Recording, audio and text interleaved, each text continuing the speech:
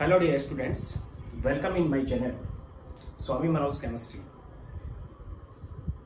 अभी तक हम मॉडर्न एटॉमिक थ्योरी में dual nature of the matter discuss कर चुके थे, जिसमें de Broglie equation, de Broglie wavelength, ये सब मैंने आपको डिस्कस किया। डेविसन जर्मर एक्सपेरिमेंट से हम उसको किस टाइप से वेरीफाई कर पाए, ये चीजें डिस्कस की।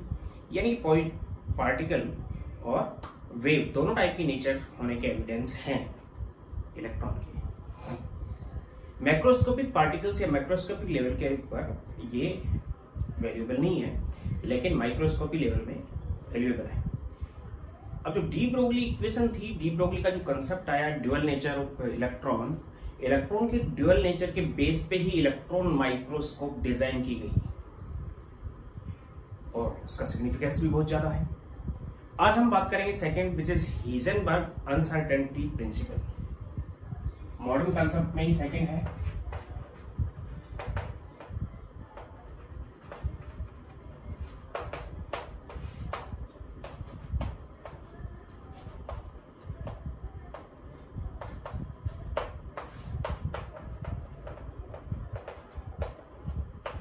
विच इज हीजनबर्ग अनसर्टेनिटी प्रिंसिपल। बिल्कुल सिंपल सा प्रिंसिपल है। इसको हम पहले डिस्कस से एक्सप्लेन करेंगे और डिस्कस से समझेंगे कि सपोज करो कि ये एक रोड है, ये पाथ है, और इस पाथ के सामने ये एक स्कूल है, या आप लोगों की स्कूल है, हाउस है, होम है, जो भी है। यहां से एक कार जिसकी स्पीड v है, इस डायरेक्शन से उस डायरेक्शन में चल रही है। एग्जैक्टली इसके जस्ट गेट के सामने ही हम बता सकते हैं 11, 34, 58 पे थी। इट इज पोजीशन, यानी इस टाइम पे हमने इसकी पोजीशन को डिसाइड किया है। और जब हम पोजीशन को डिसाइड कर रहे हैं तो वेलोसिटी टेंड्स टू 0, हमने उसकी वेलोसिटी को 0 मान लिया। और अगर वेलोसिटी को हमने 0 मान लिया तो मास into velocity which is momentum which is 0, which is uncertain. यानी कि अगर हम किसी पार्टिकल की पोजीशन को डिसाइड करते हैं, वो भी 100% एक्यूरेसी से, एक्यूरेट पोजीशन बताइए हमने इसकी, यानी कि प्रिसाइजली या एक्यूरेसी से हमें इसको डिसाइड कर रहे हैं कि इतने टाइम पे इसकी पोजीशन ये थी कार की, तो उस टाइम मोमेंटम इसका 0 हो गया, वो अनसर्टेन हो चुका है। और अगर हम इसके मोमेंटम को सर्टेन करना चाहते हैं तो इसकी कोई ना कोई वेलोसिटी होगी। अब वेलोसिटी है तो मोमेंटम सर्टेन हो जाएगा। एग्जैक्ट वेलोसिटी होगी तो मोमेंटम क्या हो जाएगा, सर्टेन हो जाएगा। तो मोमेंटम अगर सर्टेन हो गया तो उसकी पोजीशन फिक्स नहीं होगी। लेकिन एक मैक्रोस्कोपिक पार्टिकल है, छोटा पार्टिकल नहीं है। कार कैसा है, एक मैक्रोस्कोप, बड़ा पार्टिकल हो गया। अब इस बड़े पार्टिकल के लेवल पे देखें तो अगर सपोज करो इसकी स्पीड हमें पता है v है, इसका एक्सीलरेशन और फोर्स हमें पता है कि इधर चल रहा है, तो हम बता सकते हैं कि इतने टाइम पे इसकी पोजीशन ये थी और 11, 35, 08 पे इसकी पोजीशन ये होगी। हम बता सकते हैं क्योंकि इसके पास वेलोसिटी। तो पोजीशन को हम डिसाइड कर रहे हैं कब, जब फ्री पार्टिकल एक ही मोमेंट से चल रहा है। तो जब एक ही मोमेंट से चल रहा है तो हम बता सकते हैं कि इतने टाइम पे यहां होगा, उसके अलावा इतने टाइम पे वो वहां होगा। लेकिन अगर उसका मोमेंट चेंजेबल है तो हम ये फिक्स नहीं कर सकते कि इतने टाइम पे वो पार्टिकल वहां पे पहुंच चुका होगा। मेरा कहने का मतलब ये है कि अगर हम इसको सर्टेन करते हैं तो पोजीशन अनसर्टेन हो जाती है, और पोजीशन को सर्टेन करते हैं तो मोमेंटम अनसर्टेन हो जाता है। यही हीजनबर्ग अनसर्टेनिटी प्रिंसिपल है। तो पहले तो हम बात करेंगे इसके एक्सप्रेशन की, उसके बाद दोबारा से एक्सप्लेन करूंगा इसी चीज को मैं। यानी कि मोमेंटम में वेलोसिटी आएगी और वेलोसिटी पे डिपेंड करता है मोमेंटम। वेलोसिटी अगर बहुत ज्यादा है, जैसे इलेक्ट्रॉन टाइप के पार्टिकल की हमने बात की, तो इलेक्ट्रॉन की वेलोसिटी बहुत ज्यादा है। अब बहुत ज्यादा होने पे जैसे ही हम उसकी पोजीशन को डिसाइड करने की कोशिश करेंगे, बहुत आगे निकल चुका होगा वो, क्योंकि उसके पास मोमेंटम है। तो उस कंडीशन में उसकी पोजीशन है वो अनसर्टेन है, तो मोमेंटम सर्टेन है। और अगर उसके मोमेंटम को हम अनसर्टेन करते हैं तो उसकी पोजीशन को सर्टेन कर सकते हैं। लेकिन डी ब्रोगली ने ये प्रूव कर दिया कि इलेक्ट्रॉन का momentum, angular momentum is constant in an orbit, जो मैं आपको डिस्कस कर चुका हूं। तो जो मोमेंटम कांस्टेंट है, इसका मतलब उसकी पोजीशन, एटम के अंदर उसकी पोजीशन फिक्स नहीं है इलेक्ट्रॉन की। एक चीज सर्टेन होगी तो दूसरी चीज अनसर्टेन हो जाएगी। अब हम डिस्कस करते हैं इसके पॉइंट्स पे। According to Heisenberg uncertainty principle, uncertainty principal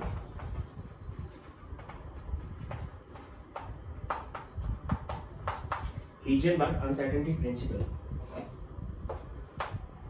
the position and the momentum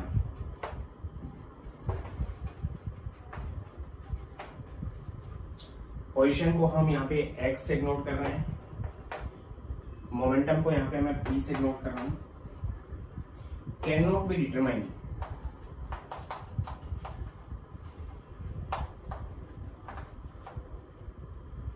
by 100% accuracy or by accuracy as well as precise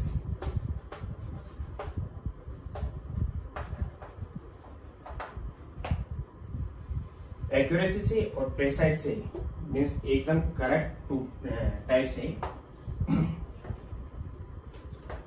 of A small moving particle. ध्यान देना, स्मॉल मैंने कंडीशन लगा दी है इसमें। स्मॉल का मतलब इलेक्ट्रॉनिक लेवल पे है ये, यानी बड़े पार्टिकल के लिए वैल्यूएबल नहीं है, इसकी सिग्निफिकेंस नहीं है। इसी टाइप से मैंने आपको डी ब्रोगली वेवलेंथ में भी बताया था कि वो भी बड़े मैक्रोस्कोपिक पार्टिकल्स के लिए, ऑब्जेक्ट्स के लिए वो वैल्यूएबल नहीं है। यहाँ पे भी ये मैक्रोस्कोपिक ऑब्जेक्ट्स के लिए वैल्यूएबल नहीं है। Small moving particle can not be determined by accuracy as well as precise of a small moving particle at a time। एक ही टाइम पे, जैसे मैंने अभी एक एग्जांपल लिया, लेकिन वो बहुत बड़ा पार्टिकल था, उसके लिए हम कर सकते हैं कि उसकी वेलोसिटी पता है, उसका मोमेंटम हमें पता है, फिक्स है, मोमेंटम हम चेंज नहीं कर सकते उसके हम बहुत ज्यादा, और उस कंडीशन में हम बता सकते हैं कि उतने टाइम पे वो वहां पे होगा, लेकिन इलेक्ट्रॉन के लिए वैल्यूएबल नहीं है। मैथमेटिकली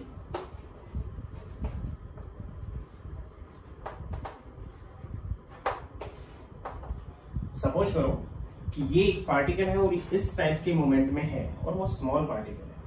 इसके लिए ये एक्सिस यूज किया मैंने, विच इज एक्स एक्सिस, और इसी एक्सिस पे इसका मोमेंटम px है। एक्स एक्सिस पे इसका मोमेंटम px है। तो सपोज करो कि इसकी uncertainty in position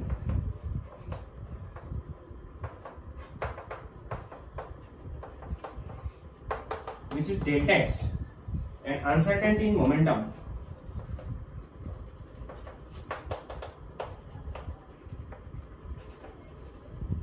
which is delta px। तो अकॉर्डिंग टू दिस इन दोनों का जो मल्टीप्लीकेशन होगा इस पाथ पे which is delta x into delta p is equal and greater than of h upon 4 pi। दोनों का मल्टीप्लीकेशन एक कांस्टेंट से ज्यादा होगा या उसके बराबर भी हो सकता है। h is constant, 4 is constant, pi is constant, यानी कि लिमिटिंग है कि सबसे कम उन दोनों का मल्टीप्लीकेशन जो लिमिटिंग सबसे कम आएगा वो h/4 पाई के इक्वल होगा, उससे ज्यादा भी हो सकता है। डेल्टा पी यहाँ पे क्या है, x एक्सिस पे लिया मैंने।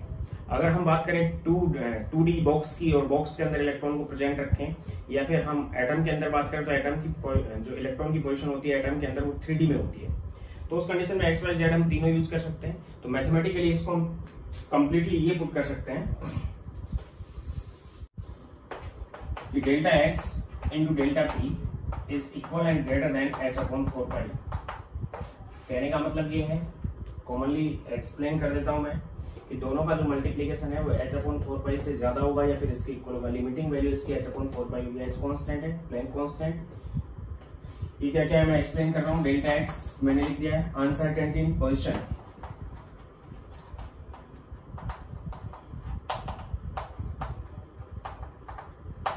Delta P uncertainty in momentum, x is Planck constant,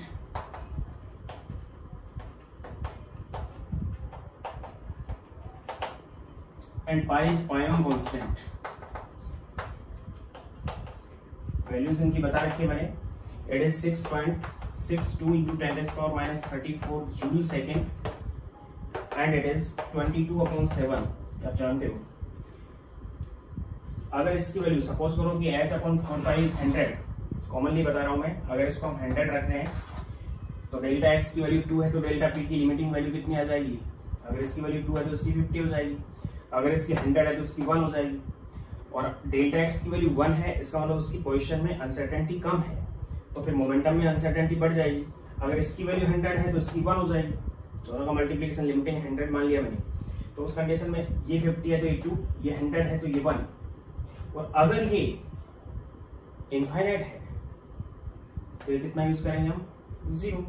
या फिर अगर ये 0 है तो ये कितना हो जाएगा? इनफाइनाइट। यानी एक चीज को अगर हम सर्टेन करना चाहेंगे तो दूसरी अपने आप अनसर्टेन हो जाएगी। यानी डेल्टा एक्स की वैल्यू अगर हम 0 पुट करते हैं तो डेल्टा पी कितना हो जाएगा? इनफाइनाइट हो जाएगा। इनफाइनाइट होने का मतलब उसमें अनसर्टेनिटी बहुत ज्यादा हो चुकी होगी। सर्टेनिटी और अनसर्टेनिटी दोनों अलग अलग चीजें हैं। सर्टेनिटी का मतलब कि पॉसिबल है, एक्यूरेसी है, प्रेसाइज है, और अनसर्टेनिटी का मतलब कि पॉसिबिलिटी कम होती चली जा रही है। तो ये मैंने 100 यूज किया, इसको 2 यूज किया, इसको 50 यूज किया। इसका मतलब मोमेंटम अनसर्टेन ज्यादा है बजाय किससे? पोजीशन से। अगर पोजीशन को 100 यूज किया तो ये 1 हो जाएगा। इसका मतलब पोजीशन अनसर्टेन ज्यादा हो गई, किससे? मोमेंटम से। अब रही बात ये कि ये मैंने 3D के अंदर दिया है,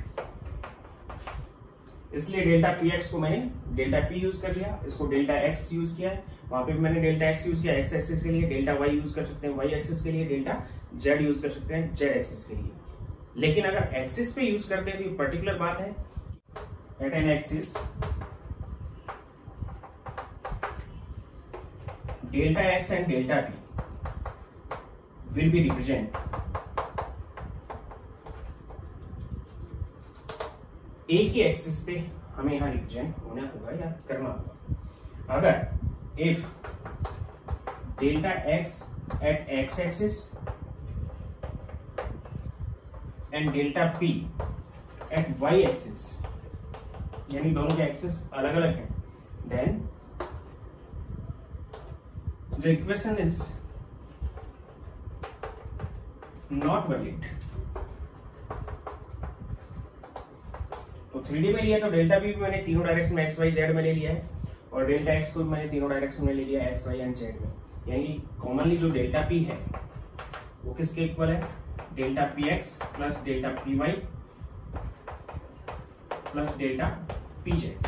और ये जो डेल्टा एक्स लिया मैंने वो delta X X plus delta Y X plus में डेल्टा जेड एक्स है, तीनों का कॉमन है। तो कॉमनली मल्टीप्लिकेशन ये देखिए, अगर दोनों को अलग अलग डायरेक्शन में हम पुट करते हैं तो ये इक्वेशन वेरिएबल नहीं है।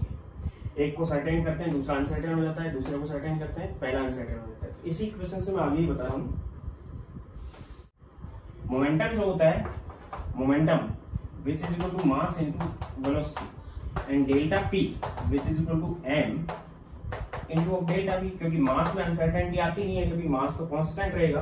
डेल्टा भी जो होगा यानी कि वेलोसिटी के अंदर अनसर्टेनिटी हो जाएगी, तो इसकी जगह हम ये पुट कर सकते हैं, then equation convert into delta X into M delta B is equal and greater than H upon 4 pi. इस टाइप से भी रिप्रेजेंट कर सकते हैं हम इसको। और यहाँ पे हम ये बता सकते हैं कि delta X into delta B which equal and greater than H upon 4 pi into M means delta X और डेल्टा वी की जो वैल्यू होगी, डेल्टा वी क्या है यहाँ पे? Delta V is uncertainty in velocity, और पी क्या था? मास इनटू वेलोसिटी। और यहाँ पे मैंने आपको ये बता दिया है कि मास में अनसर्टेनिटी होती नहीं है, जो मोमेंटम में अनसर्टेनिटी आती है वो वेलोसिटी की वजह से आती है। तो हम इसको इस टाइप से पुट कर सकते हैं। कहने का मतलब ये कि जो पोजीशन और मोमेंटम जो दोनों चीजें होती हैं वो साइमल्टेनियसली एक दूसरे पर डिपेंड करती हैं। साइमल्टेनियसली एक दूसरे पर डिपेंड करने का मतलब जब हम इनको मेजर करना चाहते हैं तो एक को अगर मेजरेबल है तो दूसरा अनमेजरेबल हो जाएगा, और दूसरा अगर मेजरेबल है तो पहला क्या हो जाएगा? अनमेजरेबल। यानी कि दोनों आपस में कॉन्जुगेटेड है, एक दूसरे से जुड़े हुए हैं। तो हीजनबर्ग अनसर्टेनिटी प्रिंसिपल को उन कंपोनेंट या उन फिजिकल क्वांटिटीज पे हम अप्लाई कर सकते हैं जो साइमल्टेनियसली एक दूसरे वेरिएबल होते हैं वैसे, और साइमल्टेनियसली एक दूसरे पे जुड़े हुए होते हैं। यानी कि इसको हम इस टाइप से लिखा हुआ है कि Heisenberg uncertainty principle used for components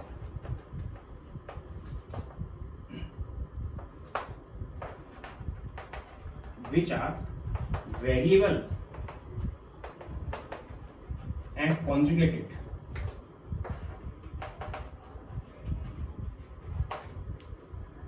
and simultaneously dependent each other. For example, angular momentum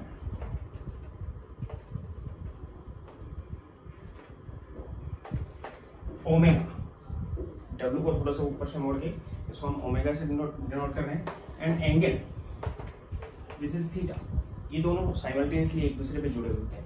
तो दोनों के लिए हम हीजनबर्ग का अनसर्टेनिटी प्रिंसिपल से बता सकते हैं कि delta of omega multiply by delta of theta which is equal to h upon 4 greater than equal और ग्रेटर देन h अपॉन 4 यानी इन दोनों का मल्टीप्लिकेशन भी h अपॉन 4 से ज्यादा होगा या फिर लिमिटिंग उसके बराबर हो सकता है। यानी न्यूमेरिकल सोल्व करने के लिए तो हम क्या करेंगे, यहाँ पे इक्वल साइन यूज कर लेंगे, यानी लिमिटिंग न्यूमेरिकल्स में हम इसकी लिमिटिंग वैल्यू को कैलकुलेट करते हैं। तो delta omega into delta theta is equal and greater than h upon 4 it is also Heisenberg uncertainty principle, क्योंकि दोनों कंपोनेंट एक दूसरे से जुड़े हुए हैं। यहाँ पे what is delta omega? Delta omega which uncertainty in angular momentum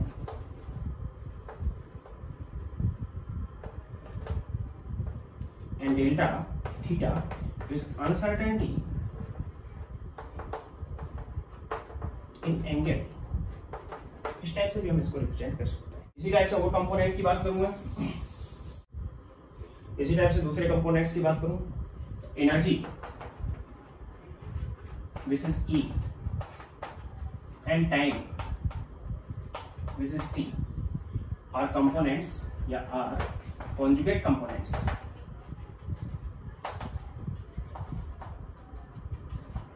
एक पर्टिकुलर पॉइंट पे किसी टाइम पे किसी पार्टिकल की एनर्जी क्या होगी, टाइम अगर बढ़ा लेंगे हम तो एनर्जी उस पर डिपेंडेंट हो जाएगी, एनर्जी उसकी कम हो जाएगी। यानी पर्टिकुलर पॉइंट के लिए अगर ले तो दोनों एक दूसरे के कंपोनेंट्स हैं, तो हम खुद कर सकते हैं delta E multiply by delta T is equal and greater than h upon 4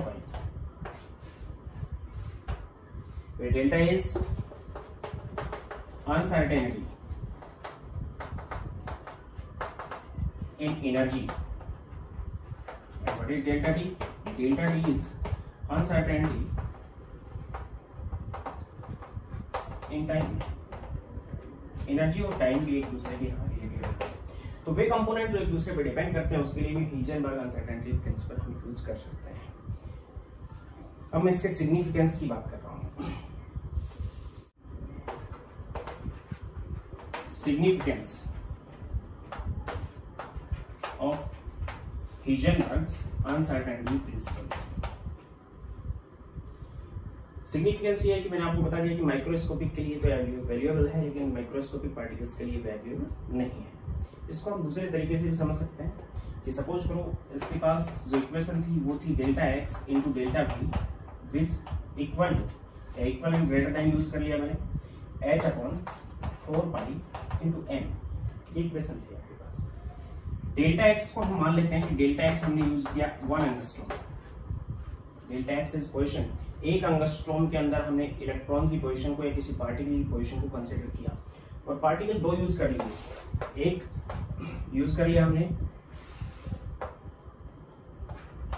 gold ball और एक यूज किया हमने इलेक्ट्रॉन। एक यूज कर लिया गोल्ड बॉल और एक यूज कर लिया हमने इलेक्ट्रॉन। तो गोल्ड बॉल का सपोज करो मास है वो 100 ग्राम है और उसके डेल्टा वी को हमें कंसीडर करना है। डेल्टा एक्स की वैल्यू ले ली हमने कि 1 angstrom, it is uncertainty in position, ये पोजीशन की अनसर्टेनिटी है। 100 ग्राम का मास था इसका, और इलेक्ट्रॉन का मास आप जानते ही हो कितना है, 9.1 into 10⁻⁻31 kg and 100 gram is 0.1 kg। Suppose कर लिया हमने इसको, तो इसकी जो वेलोसिटी में अनसर्टेनिटी आ जाएगी limiting uncertainty which is equal to h upon 4 pi m into delta x, which is equal to x is 6.62 into 10 raised power minus 34 divided by 4 into 22/7 multiply by mass है इसका 0.1 into delta x 1 angstrom या 1 angstrom is 10 raised power minus 10 metre, क्योंकि ये joule second में है, ऐसा unit put कर रहे हैं, ये किलोग्राम में पुट किया ऐसा यूनिट है, और ये 10 raised power minus 10 मीटर के इक्वल हो गया। यानी इसको कट करेंगे अगर हम तो 10 raised power minus 10 तो 10 raised power minus 11 हो गया, ये कट कर दिया मैंने 11 हो गया, ऊपर गया तो 10 raised power minus 23 रह गया, and which is equal to 6.62 into 7 को भी मैं ऊपर ले गया divide by 4 into 22 multiply by 10 raised power minus 23। Answer इसका मीटर में आ जाएगा, सॉरी मीटर पर सेकेंड में आ जाएगा, क्योंकि डेल्टा भी यूज कर रहे हैं हम, तो मैं आगे भी न्यूमेरिकल में करूंगा तो उस कंडीशन में ही निकाल दूंगा। इसको भी मैंने काट दिया, सपोज करो it is 0.3 which is 2.1/4 which is equal to 5.2 into 10 raised power, ये multiply by 10 raised power minus 23 था, minus 24 आ गया मीटर पर सेकेंड, यानी कि it is 5.25 into 10 raised power minus 24 metre पर सेकेंड। यानी कि वेलोसिटी में अनसर्टेनिटी बहुत कम, ऑब्जर्वेबल नहीं है। यानी ऐसे पार्टिकल के लिए जो बड़ा है, यानी कि गोल्ड पार्टिकल या gold ball is major particle, या फिर मिलीग्राम में भी अगर हम इसको ग्राम में लिया, मैंने किलोग्राम में लिया, अगर मिलीग्राम में भी लेते हैं, मिलीग्राम वाला पार्टिकल भी मैक्रोस्कोपिक हो चुका है यहाँ पे। अगर इसकी हम बात करें इलेक्ट्रॉन की, तो इसके लिए delta B which is equal to 6.62 into 10 raised power minus 34 divided by 4 into 22/7 pi की वैल्यू है, इंटू मास इसका 9.1 into 10 raised power minus 31 multiply by angstrom में हमने लिया 10 raised power minus 10। इसकी जो वैल्यू आएगी वो इसको कट करेंगे तो ये इससे कैंसिल हो गया, तो 10 raised power minus 41 हो गया, ऊपर चला गया तो प्लस में चला गया 7 में, 7 से इसको मल्टीप्लाई किया, इसको 0.3 से काट दिया मैंने, 936 से उसको डिवाइड किया, then it is approximately equal to 2.1/36.4 multiply by 10 raised power 7 metre पर second, which is also equal to 5.4 into 10 raised power approximately लिया मैंने 5, इसको मैंने 210 कर दिया, 10 raised power 5 कर दिया मीटर पर सेकेंड। यानी इलेक्ट्रॉन जैसा पार्टिकल है वो माइक्रोस्कोपिक हो गया, उसके लिए जो डेल्टा वी आ रहा है which is uncertainty in velocity which is variable। तो सिग्निफिकेंस क्या हो गया हिजेनबर्ग अनसर्टेनिटी प्रिंसिपल का, कि मैक्रोस्कोपिक पार्टिकल्स के लिए वैल्यूएबल नहीं है, यानी कि जो वैल्यू आएगी वो बहुत कम आएगी अनसर्टेनिटी की, लेकिन जो माइक्रोस्कोपिक पार्टिकल्स हैं उनके लिए बहुत वैल्यूएबल है। इट इज सिग्निफिकेंस, तो मैं यहाँ पे नोट कर देता हूँ इसको।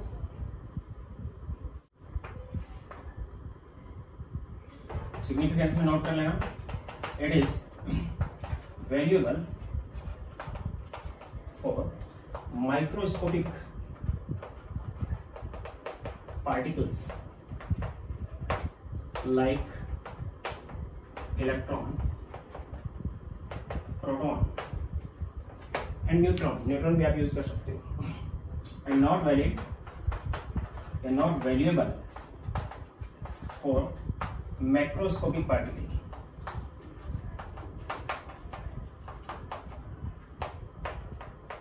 like mass in milligram। जिन पार्टिकल्स के लिए मास मिलीग्राम में होता है उनके लिए भी वेरिएबल नहीं है, ये इसका सिग्निफिकेंस हो गया। अब इसको हम दूसरे टाइप से एक्सप्लेन करते हैं। हिजेनबर्ग अनसर्टेनिटी प्रिंसिपल को मैं दूसरे टाइप से एक्सप्लेन कर रहा हूँ। एक्सप्लेनेशन है, सुन लेना उसको, कि सपोज करो ये इलेक्ट्रॉन का पाथ है किसी एटम में,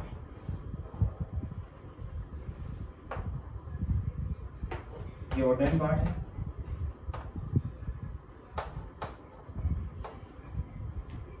और ये एक्सपेक्टेड है।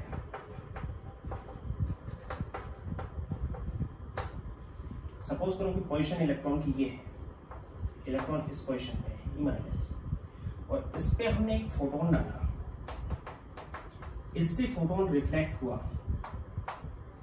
और हमने इसको माइक्रोस्कोप से देखा या किसी स्पेसिफिक माइक्रोस्कोप से इसकी स्टडी की। कंडीशन क्या रहेगी? ये तो हो गई इंसिडेंट लाइट,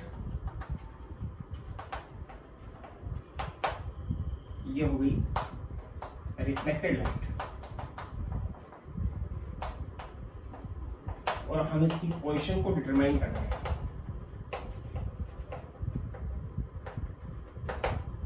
तो मैं आपको यहाँ पे एक चीज क्लियर कर देता हूं कि किसी भी ऑब्जेक्ट को देखने के लिए, उसकी पोजीशन को वेरीफाई करने के लिए हमें एक ऐसी लाइट चाहिए कि जो उस पर गिरे, उससे रिफ्लेक्ट हो और हमारे पास आए। और ऑप्टिक के रूल्स के अकॉर्डिंग, यानी ऑप्टिक्स का रूल है ये कि किसी पार्टिकल को अगर आपको विजुअल करना है, उसको देखना है या उसको मेजर करना है, फिजिकल एविडेंस लेना है उसका, तो उस पार्टिकल की जो डायमेंशंस हैं, उन डायमेंशंस से कम लैम्डा की कोई रेज उसके ऊपर हम क्या करें, बॉम्बार्ड करें, कोलाइड करवाएं, और वो जो रिफ्लेक्ट होके आएगी तब वो पार्टिकल विजुअल होगा या फिजिकली एविडेंस उसका हम ले सकते हैं। दोबारा एक बार रिपीट कर देता हूं कि किसी भी पार्टिकल को कंसीडर करने के लिए उस पार्टिकल के ऊपर उसकी जो डायमेंशंस हैं, उस पार्टिकल की डायमेंशन से भी छोटा या कम लैम्डा की रेज को उसके ऊपर बॉम्बार्ड करेंगे, तब वो टकरा कर रिफ्लेक्ट होगी, और रिफ्लेक्शन की वजह से वो शाइनिंग आएगी उस पार्टिकल की, या वो पार्टिकल विजुअल हो सकता है। वही कंडीशन है कि जो इंसिडेंट लाइट है, इसका लैम्डा हमें इलेक्ट्रॉन की डायमेंशन से भी छोटा लेना पड़ेगा, और इलेक्ट्रॉन बहुत छोटा पार्टिकल, तो उससे छोटी डायमेंशन का हमने लैम्डा यूज किया यहाँ पे, डायमेंशन से भी छोटा, तब हमें ये दिखाई दे सकता है अकॉर्डिंग टू ऑप्टिक्स। तो इस पे इंसिडेंट हो, और इंसिडेंट होने के बाद इंसिडेंट लाइट है या फिर फोटोन है, और यहाँ पे रिफ्लेक्टेड लाइट है या फिर फोटोन है, तो उस कंडीशन में हमें दिखाई दे सकता है। लेकिन यहाँ पे कंडीशन बदल गई, अगर इससे छोटा है, इसका मतलब हम या तो एक्सरे यूज कर सकते हैं या फिर गामा रेज यूज कर सकते हैं, क्योंकि एक्सरे और गामा रे की जो लैम्डा होती है वो बहुत छोटी होती है। तो उस कंडीशन में energy is directly proportional to 1/लैम्डा। अगर लैम्डा कम है तो एनर्जी उसकी बहुत ज्यादा होगी, यानी कि एक्सरे और गामा रे इलेक्ट्रॉन से छोटी डायमेंशंस की हो सकती है उनके लैम्डा, क्योंकि लैम्डा उनका कम है। हम रेडियो वेव्स, विजिबल वेव्स या विजिबल रीजन की वेव्स या अल्ट्रावायलेट यहाँ पे यूज नहीं कर सकते, क्योंकि इलेक्ट्रॉन की डायमेंशन बहुत छोटी है। उससे भी कम डायमेंशन से भी छोटा लैम्डा की रेज हमें लेनी है, ये लैम्डा को बहुत छोटा रखना है, तो एक्सरे या फिर गामा रेज हम यूज कर सकते हैं यहाँ पे। तो लैम्डा बहुत छोटा होगा तो एनर्जी बहुत ज्यादा होगी, और जब एनर्जी बहुत ज्यादा होगी तो उस कंडीशन में इस फोटोन को ये इलेक्ट्रॉन क्या करेगा, एब्जॉर्ब करेगा, और एब्जॉर्ब करने के बाद ये अपने पाथ को चेंज कर देगा। वेलोसिटी जो होगी इसकी चेंज हो जाएगी, और वेलोसिटी इसकी चेंज हो गई। वेलोसिटी ऐसी चेंज हो सकती है कि इलेक्ट्रॉन एटम से बाहर ही निकल जाए, ऐसा हम बता चुका हूं फोटो इलेक्ट्रिक इफेक्ट में। तो इलेक्ट्रॉन अगर एटम से बाहर निकल गया तो उसकी पोजीशन तो डिसाइड नहीं हुई, या फिर एक सेल से किसी दूसरी सेल में चला गया तो भी पोजीशन डिसाइड नहीं हुई। यानी कहने का मतलब क्या है कि जब इलेक्ट्रॉन पे हम उसको चेक करने के लिए, उसको आइडेंटिफाई करने के लिए किसी रेज को उसके ऊपर बॉम्बार्ड करते हैं, तो ड्यू टू कोलिजन की वजह से इलेक्ट्रॉन के पास वेलोसिटी इंक्रीज हो जाती है, वेलोसिटी उसकी चेंज हो जाती है, उसका मोमेंटम चेंज हो जाता है, और मोमेंटम चेंज हो गया मींस मोमेंटम बढ़ गया। क्या हो गया? मोमेंटम बढ़ गया। तो मोमेंटम जो इसका सर्टेन था वो अनसर्टेनिटी में कन्वर्ट हो गया। तो मोमेंटम में अनसर्टेनिटी की वजह से उसकी पोजीशन को हम इजीली नहीं कर सकते, डिफाइन नहीं कर सकते। दूसरी टाइप से मैं कर सकता हूँ कि हमने जो रेज यूज की, उन रेज का लैम्डा कम था, जिसकी वजह से उनकी एनर्जी ज्यादा थी, इसलिए इलेक्ट्रॉन ने उस एनर्जी की वेव्स को एब्जॉर्ब किया। एब्जॉर्ब करने के बाद ये डिसअपियर हो गया, जबकि हमें चाहिए थी इसकी पोजीशन। अभी यहां से डिसअपियर हो गया तो इसकी पोजीशन फिक्स नहीं हुई, यानी कि इलेक्ट्रॉन की पोजीशन फिक्स नहीं होती है। अगर हम इसकी पोजीशन को फिक्स सोचते हैं तो हमें इंसिडेंट लाइट का लैम्डा ज्यादा रखना पड़ेगा, और लैम्डा ज्यादा रखेंगे तो उसकी एनर्जी कम होगी। उस कंडीशन में भी इसके पास कुछ वेलोसिटी है, इसलिए इसकी पोजीशन फिक्स नहीं पता चलेगी। कहने का मतलब ये है कि अगर इंसिडेंट लाइट का लैम्डा इसकी डायमेंशन से छोटा रखा जाए तो हमें इसकी पोजीशन की जानकारी ले सकते हैं हम अकॉर्डिंग टू ऑप्टिक्स, लेकिन ऐसा यहाँ नहीं हो पाता है क्योंकि माइक्रोस्कोपिक पार्टिकल है। ये उस फोटोन को एब्जॉर्ब करेगा, एब्जॉर्ब करने के बाद ये फोटोन के कुछ पार्टिकल्स को एब्जॉर्ब करने के बाद ये एक्साइटेड होगा, एक्साइटेड होकर एटम से बाहर भी निकल सकता है और एक्साइटेड होकर किसी और साइड में भी जा सकता है। तो यहाँ पे इसकी पोजीशन को कंक्लूड करना मुश्किल हो गया। तो बहुत माइक्रोस्कोपिक पार्टिकल्स के लिए पोजीशन जो देते हैं हम, क्योंकि स्पीड भी इसकी ज्यादा थी, जैसे ये पार्टिकल है, सपोज करो इस जगह हमें देखना है, इसी पोजीशन पे इसको, तो हम यहाँ पे क्या करेंगे, लाइट डालेंगे, लाइट डाल के जो इंसिडेंट लाइट होगी वो डालेगी और जो रिफ्लेक्टेड लाइट होगी उससे हम इसको देख पा रहे हैं क्योंकि यहाँ पे इसकी वेलोसिटी 0 है। लेकिन मैंने ये कहा कि वेलोसिटी इसकी है ये, और हमने यहाँ पे डाला एक लाइट और इस टाइप से डाल दी उस लाइट को कि ये उस टाइम यहाँ पे होगा, लेकिन इसकी स्पीड तो लाइट से थोड़े कम है, लाइट की स्पीड से कम है। तो उस कंडीशन में इसकी स्पीड बहुत ज्यादा होने की वजह से हम एग्जैक्टली इसकी पोजीशन को लोकेट नहीं कर सकते क्योंकि बहुत आगे निकल चुका होगा। या फिर मैं कहूँ कि इसने फोटोन तो एब्जॉर्ब कर लिया, लेकिन रिफ्लेक्टेड जो फोटोन है वो उसकी पोजीशन को एक्वायर नहीं कर पा रहा क्योंकि फोटोन एब्जॉर्ब करने के बाद इसने अपनी स्पीड बदल दी, मोमेंटम चेंज कर दिया अपना, क्योंकि छोटा पार्टिकल है। तो ऐसा कर सकता है। या फिर दूसरे टाइप से मैं कर सकता हूँ, गैलीलियो ने ये बताया था जब उसकी टेलीस्कोप बनाई थी उन्होंने, तब बताया था कि जो सोलर सिस्टम है इससे बाहर भी कोई सिस्टम है जिनमें जो स्टार्स हैं वो ट्विंकल कर रहे हैं। अब वो ट्विंकलिंग हमें अब दिखाई दे रही है, अब वो स्टार हमसे लाइट ईयर्स, करोड़ों light years, crores of light years दूर है, यानी कि कभी उन पे लाइट गिरी होगी और वो लाइट वहां से रिफ्लेक्ट होकर हमारे पास अब पहुंची है। मीन्स 1 लाइट ईयर का मतलब समझते हो कि लाइट की स्पीड बहुत ज्यादा होती है और वो एक साल में कितनी डिस्टेंस कवर करती है, विच इज 1 लाइट ईयर। और मैंने क्या बताया कि करोड़ लाइट ईयर दूर है वो, इसका मतलब वहां से रिफ्लेक्टेड जो लाइट हमारे पास आ रही है वो 1 करोड़ साल पहले वहां से रिफ्लेक्ट हुई होगी और हमारे पास अब पहुंची, यानी कि वो स्टार उस जगह पे है।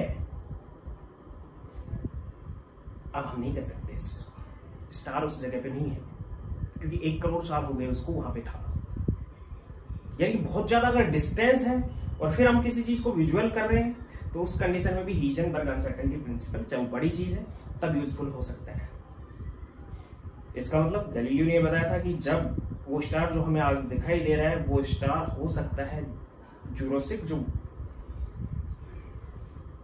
एज थी या उस टाइम की एज रही होगी, उस टाइम वो चमका होगा और वो हमें अब दिखाई दे रहा है। अब उस पोजीशन पे है या नहीं है ये डिसाइड नहीं है, यानी अनसर्टेन है ये पोजीशन। उसी टाइप से इसको मैं एक्सप्लेन कर सकता हूँ कि इलेक्ट्रॉन से छोटा लैम्डा का हमें ये लेना पड़ेगा, इलेक्ट्रॉन उसको एब्जॉर्ब कर लेगा, अपनी काइनेटिक एनर्जी चेंज कर लेगा या फिर अपने मोमेंटम को चेंज करेगा, जिसकी वजह से उसकी पोजीशन को हम फिक्स नहीं कर सकते, लोकेट नहीं कर सकते हैं क्योंकि स्मॉल मूविंग पार्टिकल है। या फिर मैं दूसरे टाइप से कहूँ कि पार्टिकल बहुत तेज चल रहा है और हम कहें कि किसी टाइम वो यहाँ था, तो ऐसा पॉसिबल नहीं है। और कहें कि हाँ था लेकिन उसने यहाँ से भी एनर्जी एब्जॉर्ब कर ली और फिर वो दूर चला गया, तो उसकी एनर्जी भी चेंज हो जाएगी, उसका सब कुछ चेंज हो जाएगा। इसलिए हीजनबर्ग अनसर्टेनिटी प्रिंसिपल ये बताता है कि इलेक्ट्रॉन की एटम के अंदर पोजीशन फिक्स नहीं है क्योंकि उसकी पोजीशन को हम लोकेट ही नहीं कर पा रहे हैं। उसका मोमेंटम फिक्स है, ये डी ब्रोगली ने एक्सप्लेन कर दिया। कहने का मतलब ये है कि स्मॉल मूविंग पार्टिकल्स के लिए वेरिएबल है, यानी कहने का मतलब ये है कि किसी स्मॉल मूविंग पार्टिकल की पोजीशन और उसका मोमेंटम एक साथ डिसाइड नहीं हो सकता, एक ही टाइम पे डिसाइड नहीं हो सकता। अगर मोमेंटम हम सर्टेन करना चाहते हैं तो उसकी पोजीशन अनसर्टेन हो जाएगी, पोजीशन अनसर्टेन सर्टेन करना चाहते हैं तो उसका momentum uncertain. It is Heisenberg uncertainty principle. और ये लागू किन पे होता है? माइक्रोस्कोपिक पार्टिकल पे होता है। क्यों ऐसा होता है? क्योंकि उसको हमें देखना है तो उसके ऊपर इंसिडेंट लाइट का लैम्डा हमें उससे भी छोटा, उसकी डायमेंशन से भी छोटा रखना पड़ेगा। अब छोटा रखना पड़ेगा तो उसको एब्जॉर्ब कर सकता है। अगर बड़ा रखते हैं लैम्डा तो एनर्जी कम रहेगी तो उसको एब्जॉर्ब नहीं करेगा, लेकिन छोटा रखेंगे तो एनर्जी ज्यादा होगी, तो एनर्जी ज्यादा होने की वजह से वो एब्जॉर्ब करेगा और अपनी वेलोसिटी को चेंज कर लेगा, या फिर एक जगह से डिसलोकेट हो जाएगा, गायब हो जाएगा वहां से। अब गायब होगा तो उसकी पोजीशन हम देख नहीं सकते। इसलिए एटम के अंदर इलेक्ट्रॉन की पोजीशन फिक्स नहीं है, उसका क्या फिक्स है? मोमेंटम फिक्स है। ये डी ब्रोगली ने एक्सप्लेन कर दिया था। डी ब्रोगली ने ये भी एक्सप्लेन किया कि जो मोमेंटम है किसी भी पार्टिकल का मोमेंटम फिक्स है। और डी ब्रोगली ने ये बताया था कि पार्टिकल की 2 टाइप की नेचर हो सकती है। अब 2 टाइप की नेचर हो सकती है, उनमें से पार्टिकल पे चार्ज क्या है इस पर डिपेंड नहीं करता। अगर वो प्रोटॉन है तो उसकी 2 टाइप की नेचर हो सकती है, इलेक्ट्रॉन है तो उसकी भी 2 टाइप की नेचर हो सकती है। प्रोटॉन पे पॉजिटिव चार्ज था, इलेक्ट्रॉन पे नेगेटिव चार्ज था। अगर वो न्यूट्रॉन है जिसपे कोई चार्ज नहीं है तो उसकी भी 2 नेचर हो सकती है। यानी कि पार्टिकल पे चार्ज क्या है उस पर डिपेंड नहीं करती उसकी ड्यूअल नेचर। सभी स्मॉल मूविंग पार्टिकल्स की ड्यूअल नेचर होती है। लैम्डा कम रखेंगे तो एनर्जी ज्यादा होगी, उसको एब्जॉर्ब कर लेगा, या फिर हम पार्टिकल ऐसा लेंगे जिसका मास ज्यादा हो, मास ज्यादा होगा तो उसकी अनसर्टेनिटी कम हो जाएगी। अनसर्टेनिटी कम हो गई, इसका मतलब क्या हुआ कि उसके लिए हम ये वेरिएबल नहीं रखेंगे। अगर अनसर्टेनिटी ज्यादा आ रही है तो वहां वेरिएबल है, तो स्मॉल मूविंग पार्टिकल के लिए वेरिएबल है, मैक्रोस्कोपिक पार्टिकल के लिए वेरिएबल नहीं है। अब हम न्यूमेरिकल्स की बात करते हैं। Suppose that an electron moving with 1/4 of speed of light with 2% accuracy. Then calculate limiting uncertainty in position of electron.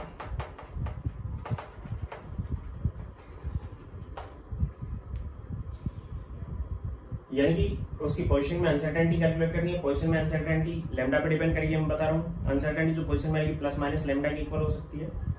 Uncertainty in position हमें कैलकुलेट करनी है। तो इलेक्ट्रॉन है आपके पास, उसकी स्पीड दी गई, यानी वेलोसिटी तो उसकी होगी 1/4 × 3 × 10⁸ मीटर पर सेकेंड, ये तो वेलोसिटी होगी। तो डेल्टा भी क्या आ गया, जो वेलोसिटी में अनसर्टेनिटी होती है, वेलोसिटी इनटू एक्यूरेसी,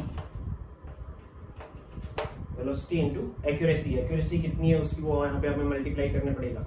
अगर एक्यूरेसी दी हुई है तो डायरेक्ट, अदरवाइज एक्यूरेसी के साथ साथ कुछ और कंपोनेंट दिया तो उसको मल्टीप्लाई करेंगे। यहाँ पे एक्यूरेसी दी हुई है तो उसको मल्टीप्लाई करेंगे। Then what is delta V is velocity 1/4 × 3 × 10⁸ metre पर second and multiply by accuracy आपके पास 2/100।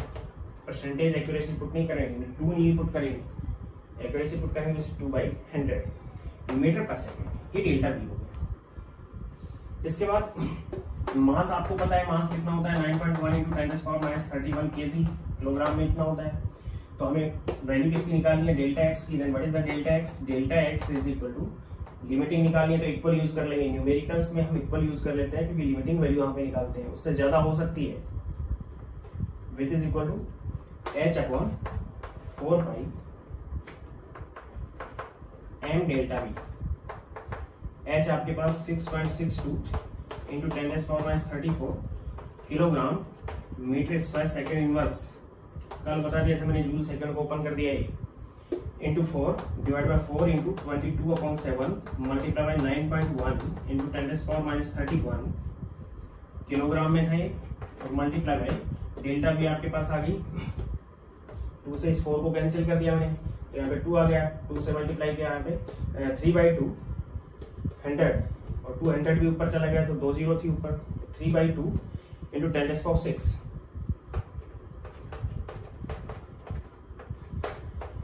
मीटर पर सेकेंड। कौन कौन चीज कैंसिल होगी, 4 से ये कैंसिल हो गया 2, यहाँ पे 2 बच गया।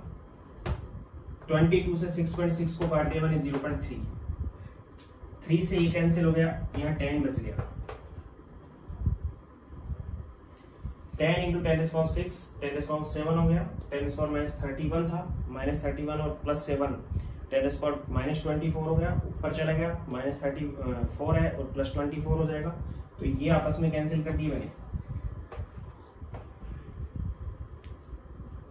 कैंसिल करने के बाद ऊपर आ गया आपके पास 10⁻10, then which is equal to, ये आ गया आपके पास delta X which is equal to, unit भी काट लेता हूं मैं, किलोग्राम से किलोग्राम को कट कर दिया मैंने, मीटर से मीटर को कैंसिल कर दिया, एक से सेकंड इनवर्स से सेकंड इनवर्स को, आंसर आपका मीटर में आ जाएगा। Then which is equal to 7, नीचे से ऊपर ले गया मैं इसको, इंटू 10⁻10, इनको सबको कट करने के बाद 10⁻10 बचा, डिवाइडेड बाई 2 × 9.1, 2 × 9.1, 7 को ऊपर ले गया मैं और नीचे कुछ नहीं बचा, ये आ गया आपके पास मीटर, यानी कि आ गया 70 divide by 18.2 × 10⁻11 metre, which is equal to 3.8 × 10⁻11 metre. ये इसकी आ गई अनसर्टेनिटी इन पोजीशन। इस टाइप से हम इसको कैलकुलेट करेंगे। दूसरा क्वेश्चन ले रहा हूं मैं, suppose that if an electron located at 7 × 10⁻5 angstrom, 7 × 10⁻5 angstrom के अंदर एक इलेक्ट्रॉन लोकेटेड है, देन कैलकुलेट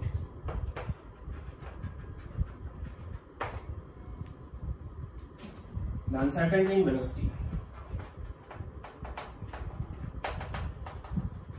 वेलोसिटी में अनसर्टेनिटी कितनी है। तो ये हमें पता है कि अगर इतने एंगस्ट्रॉम के अंदर है, इसका मतलब इससे ज्यादा अनसर्टेनिटी तो हो नहीं सकती। अनसर्टेनिटी के अंदर रहेगी मींस डेल्टा एक्स। यहां पे मैं लिख सकता हूं कि if electron presenting 7 into 10⁻⁵ angstrom, then uncertainty is under the 7 into 10⁻⁵ angstrom, not greater than 7 into 10⁻⁵ angstrom।